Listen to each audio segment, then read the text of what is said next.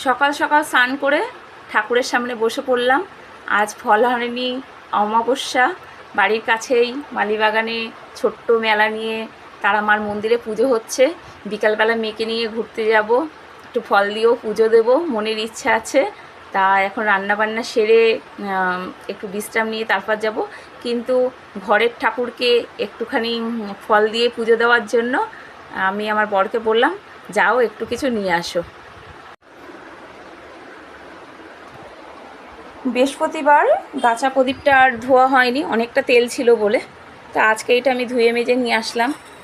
আচ্ছা, এই ঠাকুরের বাসন ধুয়ে এইটাতে আমার সবসময় গঙ্গার জল তোলা থাকে। গঙ্গা আমার বাড়ির খুব কাছে। আর এইটাতে বাড়ির কলের জল, যেটা দিয়ে ঠাকুরকে খেতে দিই। আগে গঙ্গার জলে দিতাম, আজও তাড়াতাড়ি পুজো দেবো, গঙ্গার জল দিয়েই পুজো দেবো। তবুও এই বালতিটার মধ্যেও আমি একটু এনে রাখি। বর আমার শশা নিয়ে এসছে। আজকে ঠাকুরকে এখন আমি পুজোটা সেরে ফেলবো, তারপরে বিকালবেলা মেলায় যাব। ছোট্টর মধ্যে খুব সুন্দর মেলা, আর বন্ধুদেরকে দেখাবো।